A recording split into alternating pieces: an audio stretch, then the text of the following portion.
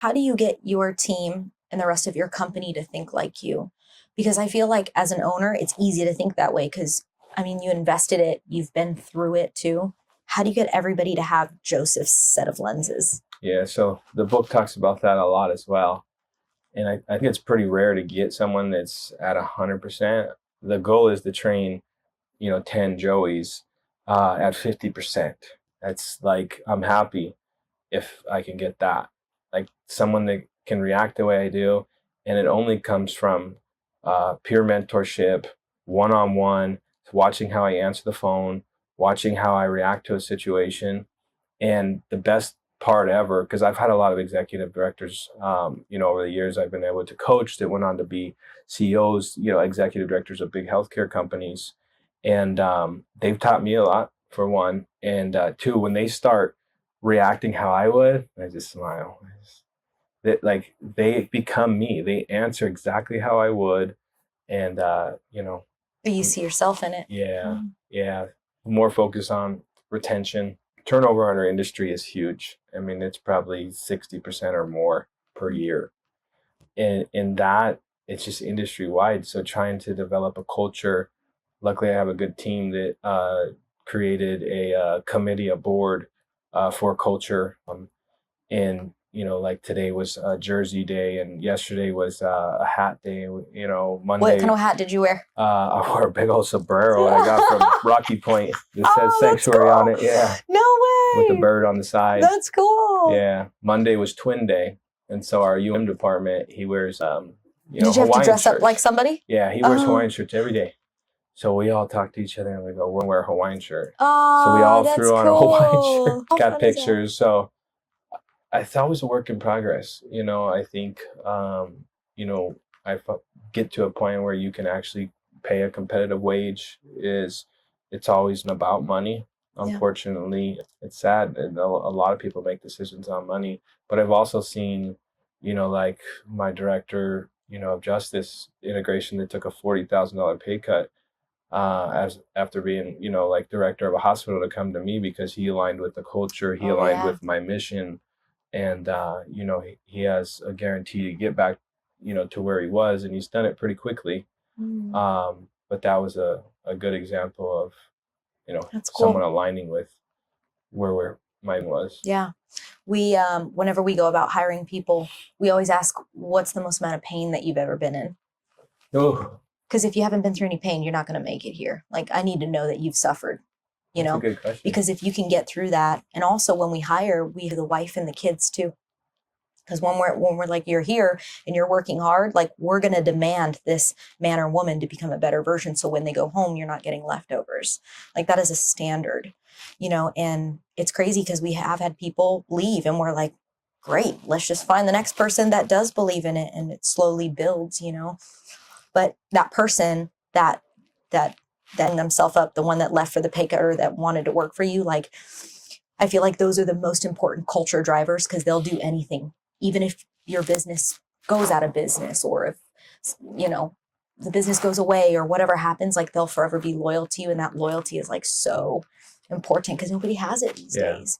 But they also they respect you because of the man that you've recreated yourself into. Yeah. Like that old photo of you. Yeah, a lot of that. Yeah, absolutely. Yeah, I've definitely noticed that. I had some training consultants over the years, and we got out of the space of hiring within the industry and looked more into like the sales industry for outreach and business development positions.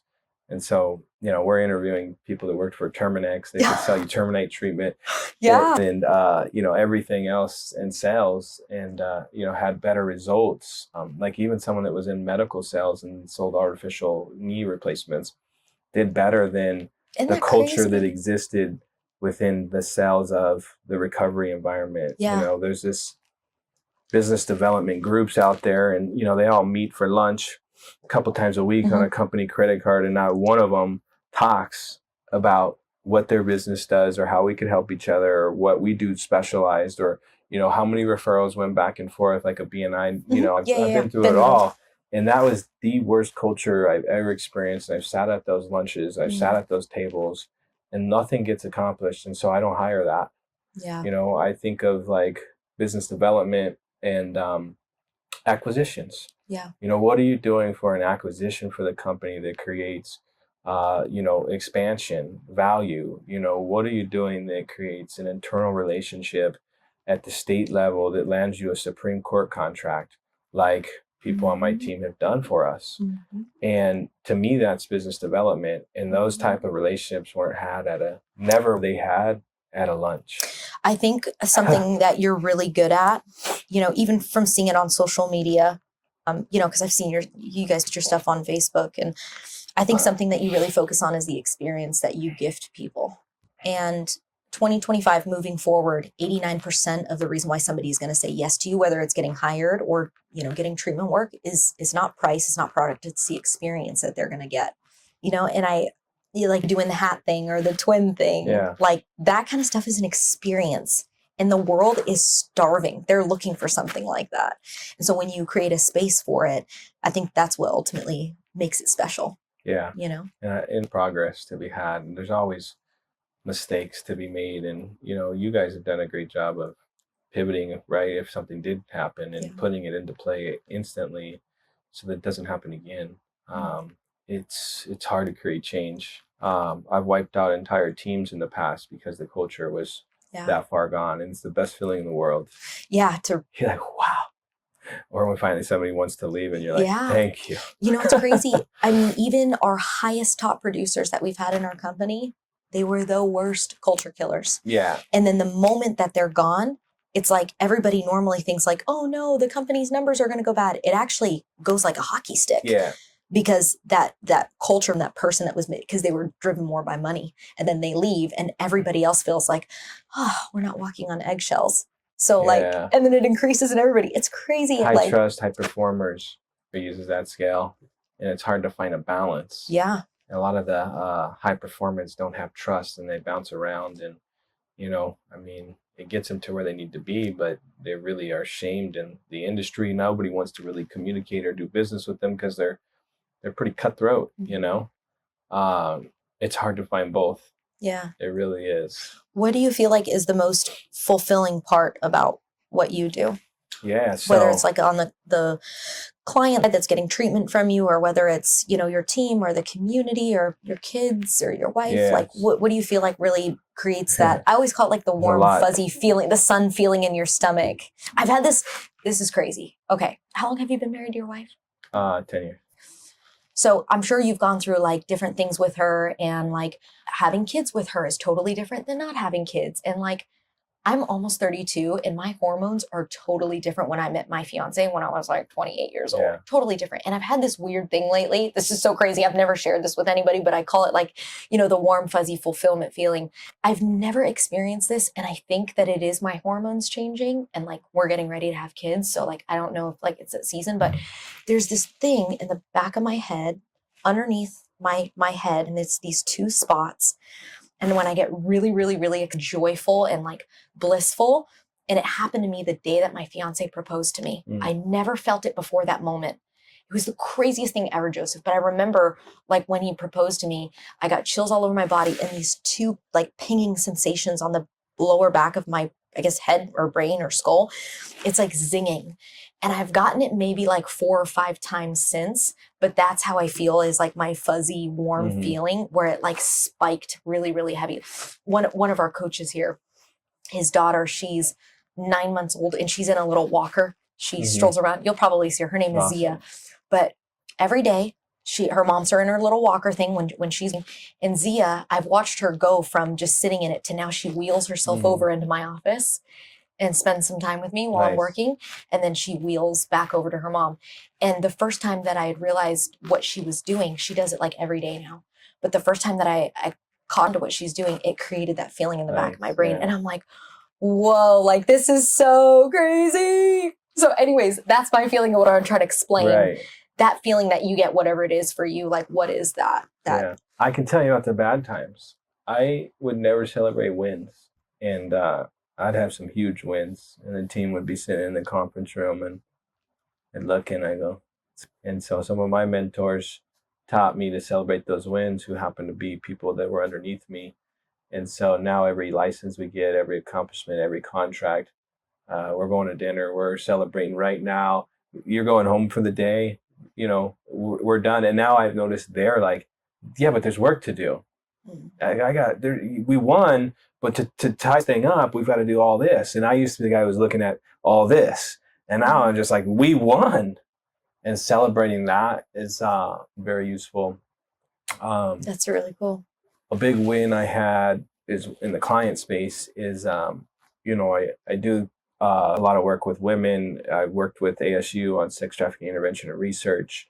And, you know, it's surprising how many people have been trafficked and don't even realize it. I'm talking trade drugs for sex, you know, put themselves in situations they normally wouldn't have due to the drugs, a prostitution, you related to their drug addiction even. And so 3 or 4 years ago, you know, we had treated a woman at the highest level of care, which is inpatient. And then she went into our outpatient and went to our transitional housing.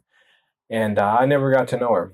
And in the state, you know, we have something called peer support, right? Certifications, which teaches you things like motivational interviewing and documentation processes, makes you aware of AMPM policy. Sure. And so I'm doing this training just, right, because we never stay where we're at. Like, do I do that? No. Do I?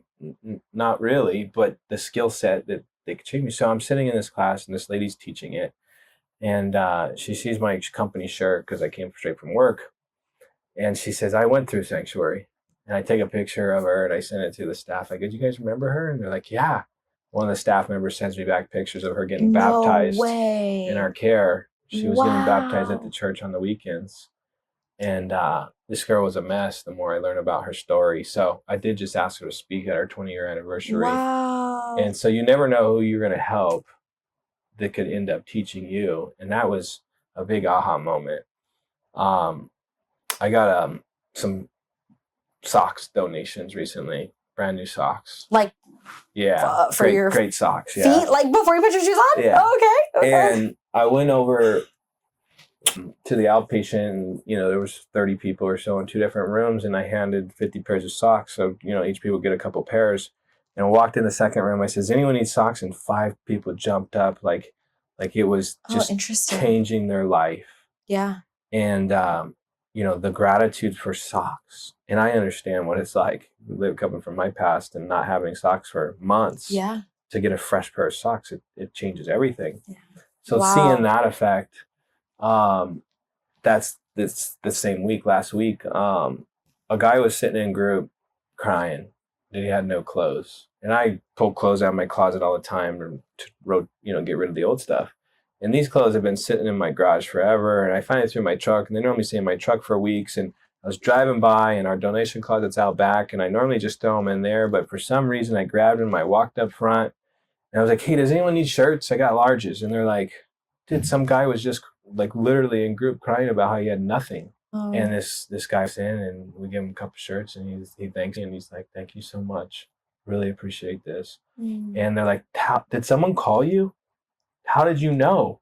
And it was just that intuition to do something I normally wouldn't do. Yeah. I don't do that. I don't believe in coincidences. I don't believe in coincidences. Oh yeah. Like you guys were supposed to cross paths at that.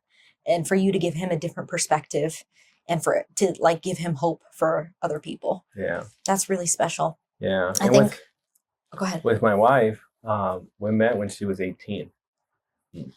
And so, you know,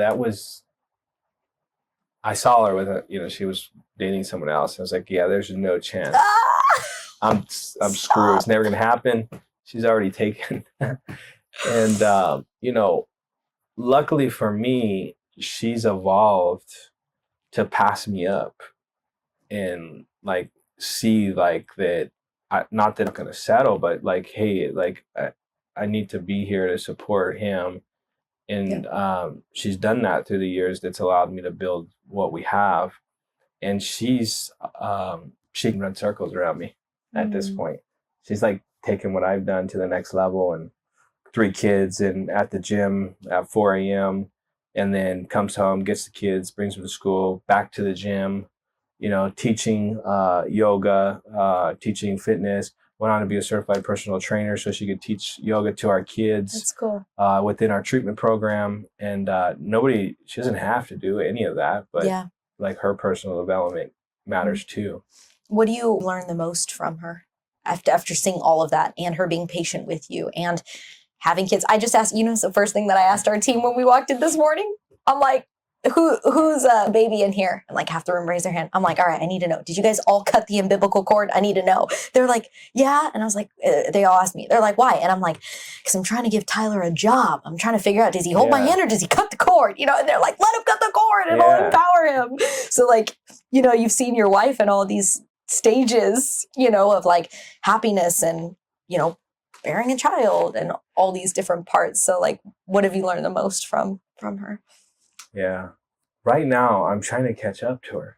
Oh, okay. She's like, 2 steps ahead. World, I don't know how she does it. She's ran High Rocks twice. She did Phoenix 2 weeks later. We're in the car going to Vegas and she's running High Rocks to try to beat her time. She's, women, I grew up with 3 sisters. And I have a lot of women they're stronger in a lot of different areas than men. We've done 2 home births, so I know what it's like to cut the umbilical cord. Yeah. Deliver a baby, and that's a great experience for mom. I don't know. The first one was kind of crazy because there was midwives didn't show up, and so I'm on the iPhone, like FaceTiming. Okay, now what? Roll it. Okay. Then they get there, and you're like, okay. The next one, you're like, all right, we can do this. Yeah, right. It's cakewalk. Yeah. Her mental, abilities to get through pain. It's just I wish I could tap into it. Like the sleep deprivation and just. She's able to just go. Life so much easier, supportive, doesn't nag at me. I think really early on in our relationship, I worked long days. I really came home at 2 or 3 in the morning. And I looked at her and I said, what if this never changes? Like, are you gonna be okay with that?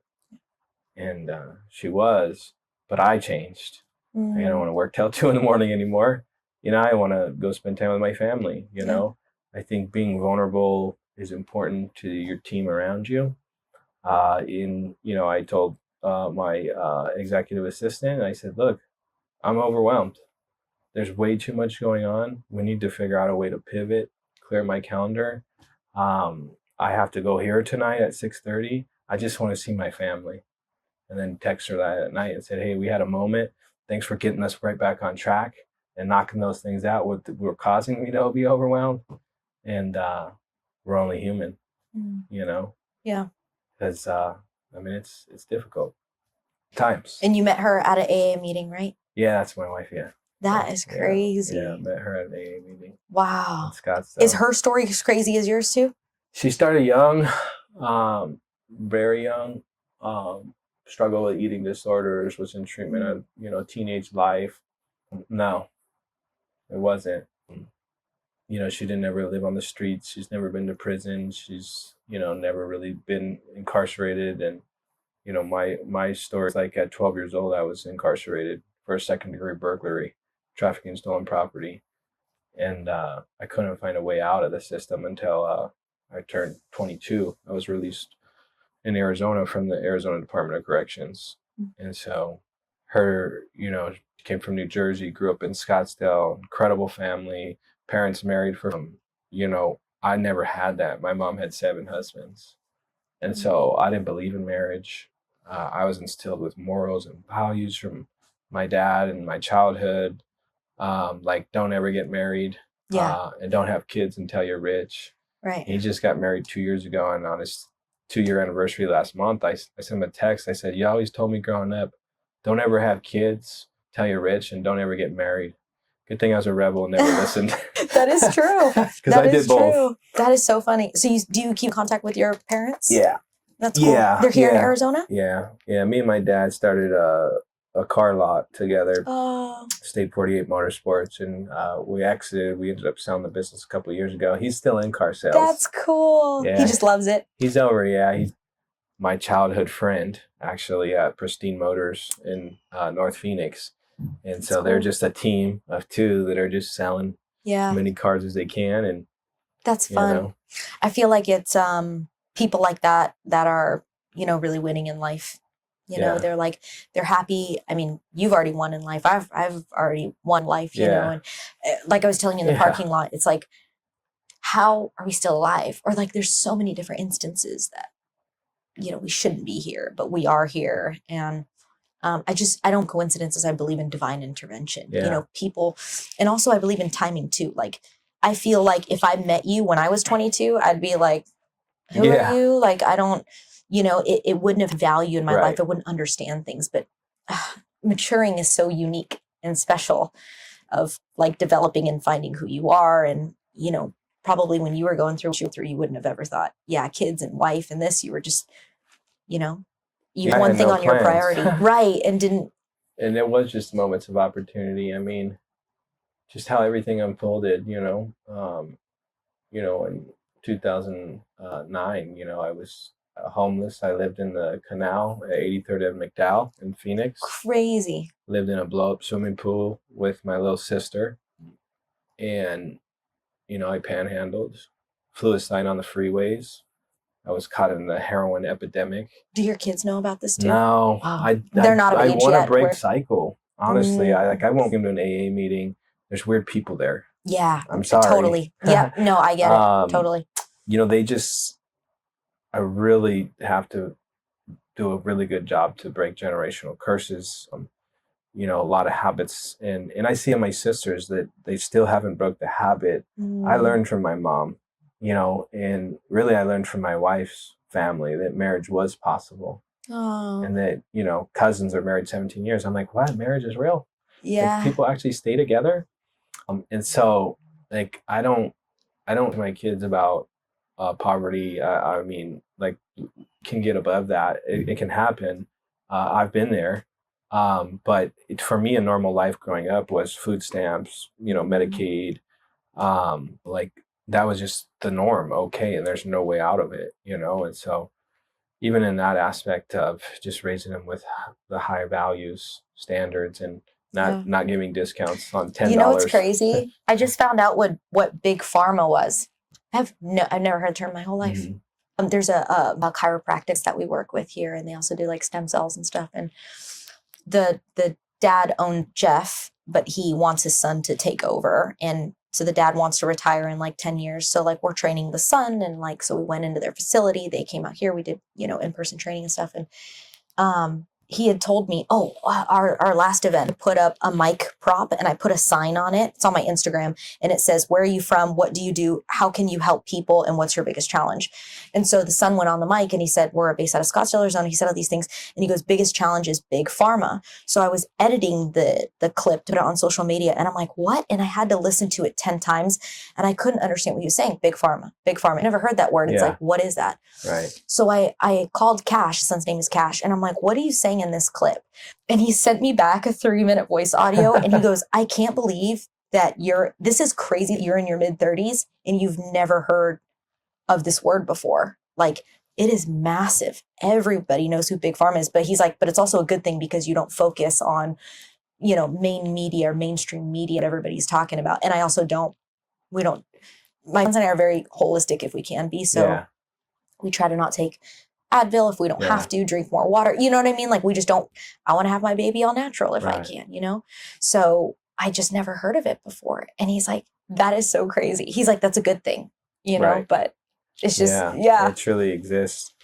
I think that more people are aware of the consequences of those things now too, though. And we do see a little bit of a shift away from it because it is kind of the answer for everything. And I experienced it at a very young age. I was diagnosed with ADHD at 8 years old, and I was given Ritalin and amphetamine. And so it's crazy. I really dug into like what makes me click, what makes the kids click, because I was super advanced at a young age, and that was part of the problem, was not allowing me to have the work that made me click or harder work, or a lot of times I was just bored, and so I would get myself into trouble within school, and that a lot of consequences happened at a young age at the school, which as they become greater, when I got older and got into my addiction, it wasn't a big deal. It was just like, okay, I'm going to jail. Been there before. So normal. Yeah. Oh yeah. I really kind of mentality of if I go, not no, when I go to jail, not if. Yeah. Like you just know you're going. But you know, we also have to, you know, acknowledge a lot of results and outcomes in the addiction space that we've seen from big pharma, and a lot of people are still against it, and it has its place. Yeah. And you know, I Absolutely. always have to be really careful on opinions, and because that's what they are, because there's scientific data behind a lot of, you know, those medications. But Yeah. I was talking to a mom a couple of weeks ago. She's like, I really don't like the fact that she's on this medication. I said, she's called you every day, right? When's the last time she's done that? Right. So we develop a habit. Yes. We bring it in, and then we can, with the help of outside sources, Yeah. remove that medication. You know, did she call her daughter on her birthday? Yeah. When's the last time she's done that? Yeah. That is special. Yeah. And, you know, I was like die hard, cold turkey, you know, flop like a fish on the ground from a opiate withdrawal. You're just going to figure it out. Oh. And there's some value to that too. Yeah. I mean, that's the, when on the beginning, the worst pain of my life is that. Oh man. You know, I would, Maricopa County Jail, coming off of benzodiazepine, Xanax, heroin, OxyContin, and there was no treatment. There was no methadone like they give now. Yeah. And I would literally just find a nice spot of the concrete where I knew I could just go through the worst hell of my life and flop around and not be able to get comfortable. And I'd get covered in bed sores. What's what they call them? They're just bleeding, you know, from rubbing so much because you can't stop. Yeah, So uncomfortable feeling. they'd cover me with moleskin, and to stop the bleeding. I would have pulmonary edema in my feet. They'd be so swollen. They'd put hair nets on me, my feet, because the shoes wouldn't fit. And about day 3, you don't sleep. If you really are withdrawing from an opiate, you don't sleep. Like I see people sleeping. I'm like, you're not dope sick. You don't understand this. Yeah. So day 3, you start to see like colors from sleep deprivation. Oh. And like you're like, okay, it's gonna be okay. And then day 5 is still, and day 30, like you're still not a human being. And I mean, I will never forget. And I did that over 16 times. Cold turkey. Oh my gosh. Just sitting there, throwing up.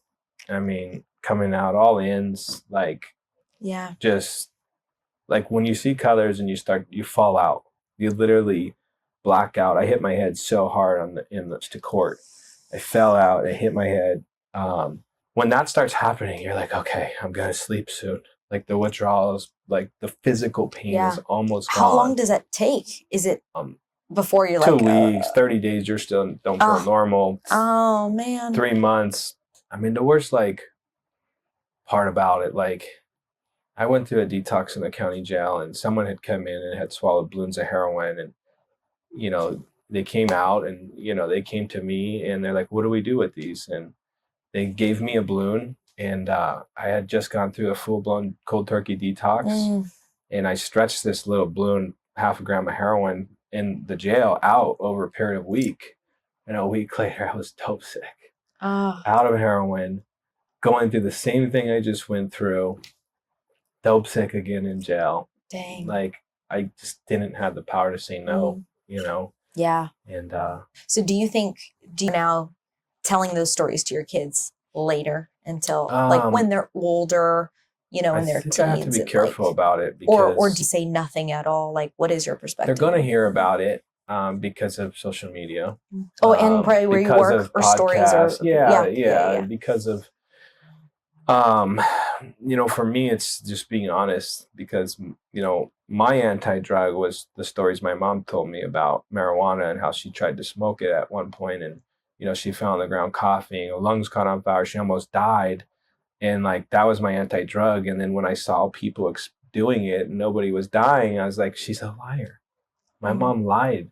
And so being careful to make them understand how horrible it really is. I mean, and by no means like am I proud of, you know, it, like it in my life. And in the beginning, it was a lot of fun. You know, I started at a young age. That was my first entrepreneurship was narcotics.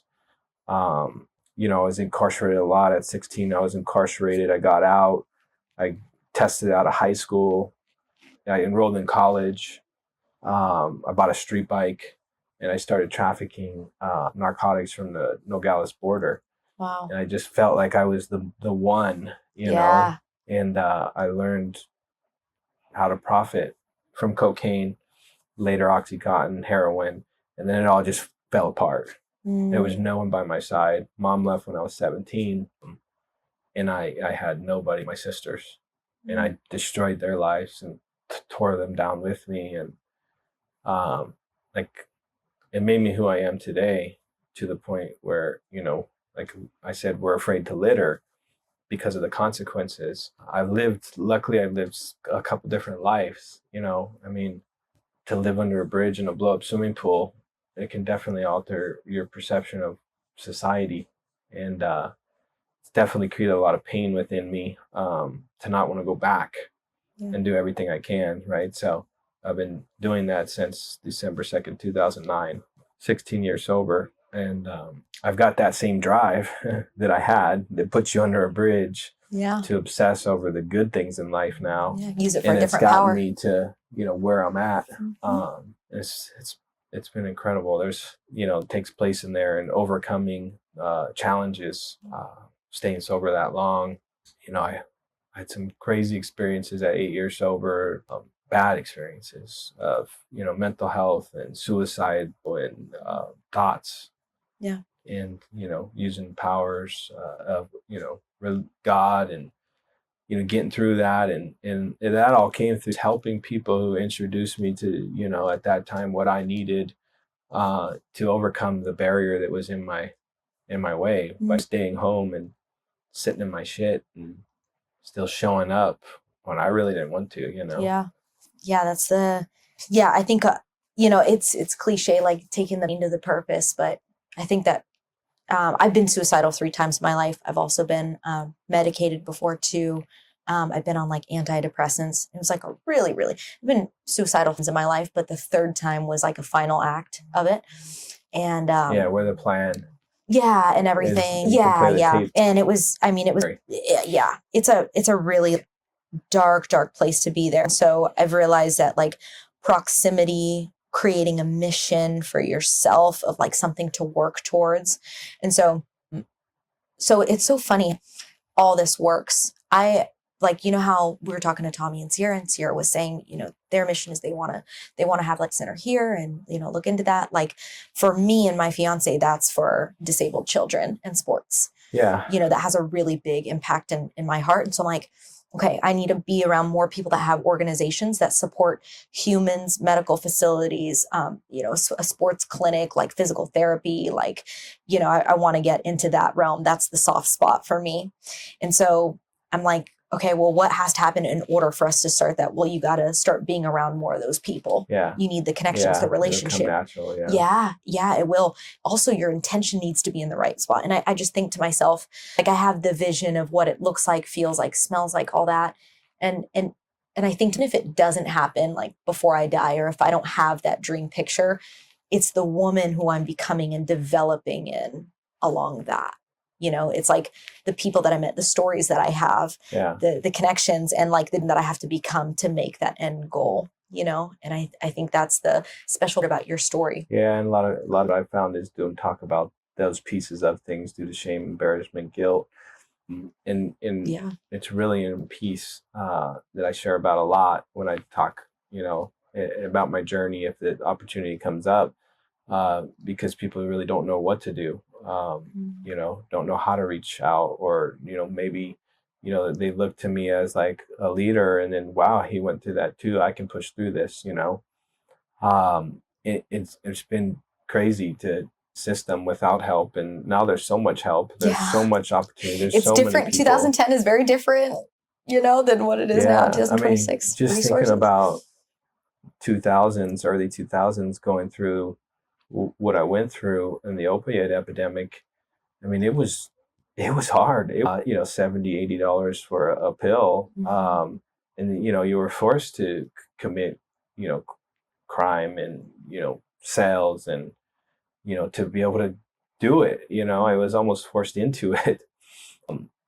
And nowadays looking at what we're dealing with, fentanyl is $1 pill. Crazy. So I could probably go through your parking lot and find a couple Crazy. quarters and overdose and die if I bought a fentanyl pill for $1. Yeah. And so I feel for these people, and I'm glad I'm not in right now.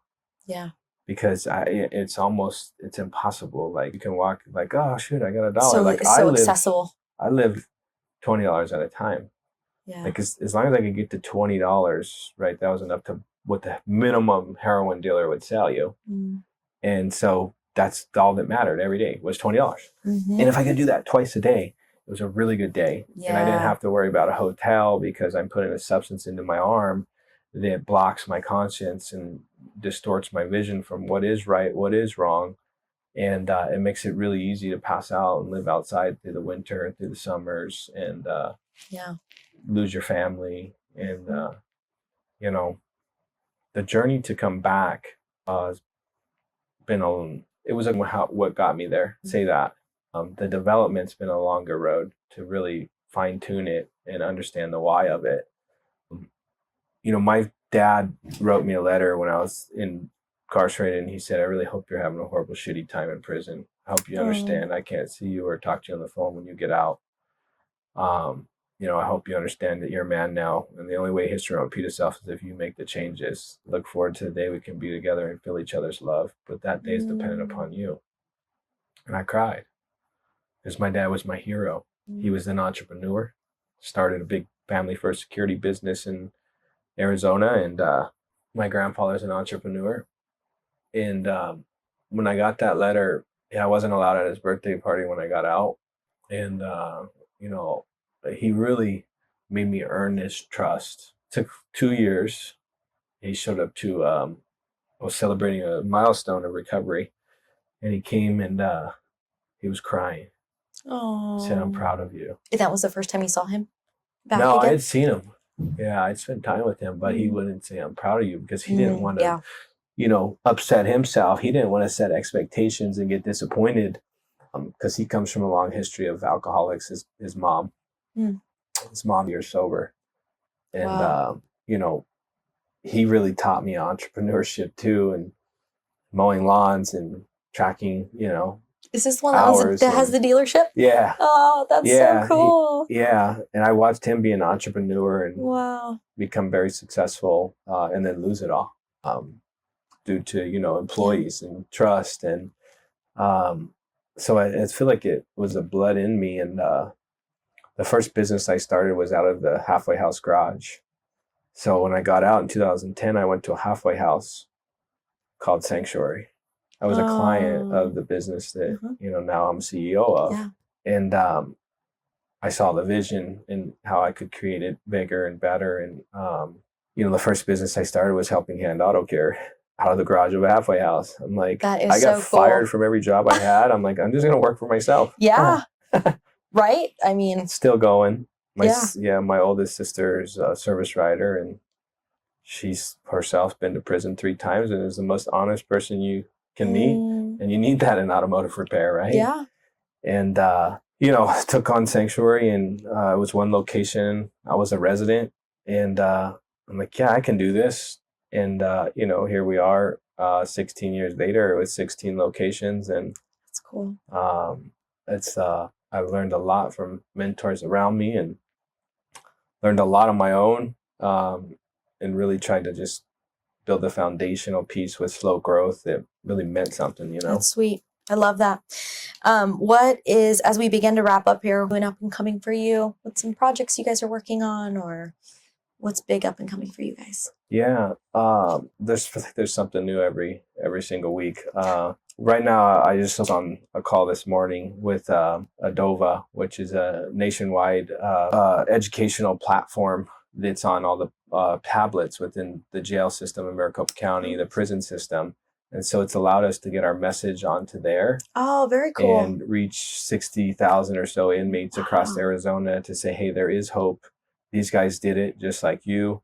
And here's the path they did to get it there. And they have an opportunity for you when you get out. we just went through some really big deals with like Supreme Court contracts. And so I'm focused on stability and creating the systems, making sure that they're operating so that we can prepare for the next big move. We are trying to expand the auto shop right now. I'm in active negotiations on a big building. Cool. And also with the treatment center. And so there's a lot of things that I've learned that the stars have to align. And so I don't put everyone in harm's way, and I don't want to create something that I know is going to fail, because now I know that there's a system and a process to get there. It's not just like an idea. I mean, there's more planning involved. In the beginning, I was like, I never wanted to be a wantrepreneur, and everyone planned and created all this stuff. And I'm like, you're never even going to get this to the point. You're a wantrepreneur. That is funny. And I just guns blazing, and here we go. And we got $60,000. That's all I know. We're going to make this work. And now it's like, you can really look at the system of it, take the risk. Yeah, that's exciting. Yeah, there's always room for growth. I'm really always trying to develop myself, That's really cool. How can we I love that. be better leaders? Question for you. What's the best piece of advice that you'd like to share with anybody listening? Could be anything, business or personal or, life, ideas. Yeah. Well, there's a lot. I know. You could probably. We went over a lot. We could do like a whole part 2 thing on it too, but 10,000 foot view. What do you feel like that would be? Yeah. My experience is I've just been the most genuine, honest person in business. I haven't cut corners, and it's allowed me to build relationships, with the higher levels of, how the business on the other end and who I'm getting contracted with. People see through that dishonesty real quick. It exists a lot. That's probably why I was horrible at car sales. I'm like, there's an oil leak. I know it's there. I'm going to fix it though. But that's really what's, I think, built a reputation for me in the community is, doing things the right way, educating myself, studying, what the code is, understanding it, and, knowing when to ask for help. That's my biggest thing. I'll call 3 or 4 people that have been through what I've been through just to save myself 8 hours of time, where most people are just like, losing it. I'm going to figure it out, or they're at the ceiling. And know when to, listen to yourself, what's your body telling you? Like I could feel a burnout coming, lack of sleep. I mean, I used to get sick a lot, just physically sick. I'd stress myself out to just sick all year. And, the answer is going to be IVs if I do those every once a month. No, it really comes down to not over leveraging yourself, leaning into the help around you, and, listening to what your body's telling you. So that's cool. Yeah. Well, you have a great wife that's on track with that. Yeah. Yeah. She's like, no, you need to eat your protein. Yeah. Good food. Did you have electrolytes today? No? Okay, here you go. Yeah. Lots of really healthy home. Yeah. She really does take care of herself. That's important. Yeah. That's special. That's hard to find. I think a big bit of, or like, I actually don't even need to know who she is. I already know who she is without ever needing to meet her, because I can see her through your eyes. The eyes are the window to the soul. And I can tell exactly within 2 seconds, like looking at somebody's business, I know exactly how like the household is. I know exactly what the wife is like, because the foundation of who you are stems from that person. Because one day your kids, when they turn 18, they're going to go move out, they're going to go to college, or they're going to go move on their own, and they're going to get married, but your spouse is the person that's going to be with you forever. So they're really identifying you, and they're like molding you to who you need to become. And that is just so important. I remember one time Andy even told me this. This is so crazy. I've never actually shared this before. We have a very, very family-like culture, right? And he's like, how close are you and Tyler? Because we're getting married soon. I'm like, no, we're really close. And he's like, no, like, how close are you guys? And I'm like, I don't know, close. And he's like, I'm going to be totally real with you. Like, Jacqueline and I have sex every single day, because we know when we're not intimate, we're not close, that's exactly when the devil creeps in. And he's like, it is very, very, very dangerous. And so he's like, if it's going to be your mate and your partner forever, you got to find ways to get really, really close. He's like, it is a big problem in our house if like a lot of people are sleeping in a bed, but they're really miles apart, even though they're a couple of inches away. And so he's like, you have to catch that right away. Yeah. Because that's your life partner and your battle mate. He's like, Tyler's got to be your counselor, your banker, your lover, your best friend, your gym partner, like all these things. And so like without even like I saw a few of her pictures. You can just already tell like who she is through you. And that is really cool. Yeah, that's the freaking secret. Yeah, some open conversations. Yeah. I mean, you know, if the needs aren't being met, whatever they are. The whole business is all ran and developed all because you two are okay. Yeah. And that's cool. Right. You know what I mean? And your kids, like regardless of your past, they get to watch you and the two of you guys and who you become. And because of that, they will model that and they will also go find another mate. Right. And it's like you guys are just this hero making machine, right. you know? And so like moving forward, I just think it's so cool that you guys don't, you know, even though you have a story in the past, you guys are just focusing on the people that you're becoming. Yeah. And developing that. And she's like, nope, gotta go to High Rocks. Don't care. You got stuff to do? Okay, cool. But I'm going to Vegas. So like, you can either come with me or you can chill, but I'm going, you know? And you're like, man, I like that. You know, like you love how she like creates her own identity, and no matter what your thoughts are, she's still going to go do it. And that's powerful. And your kids are like, we'll take after that, you know? Yeah. She awesome. gives me little jabs too. Yes. Says some things. You're like, oh, damn, I know. She's like, why don't you do it with me? Yeah. You're like, okay, maybe let's start off with a 5K. Yeah. Right. Yeah. I'm like, I'm not there. I'm definitely not. I know what it takes to get there. I'm not there. Yeah. I'm not going to die on you on the middle of the High Rocks floor. I love that. Well, I just want to say I'm really grateful for you to, you know, spend your time here and be able to share your story. And I really do think that the route to like curing heart and curing people is really being selfless. Like there was a lever at one point in time in your life where you're like, it's no longer about me and getting a next fix. It's about other people. And I tell people that all the time. When you get in your head, just flip the lever. It's because you're so focused on you that you're forgetting to serve other people. And when you serve other people, you feel so good. Yeah.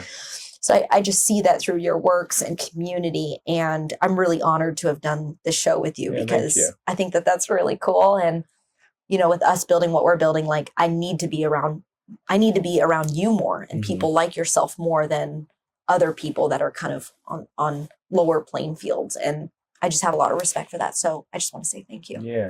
Thanks. You too. You're a great communicator.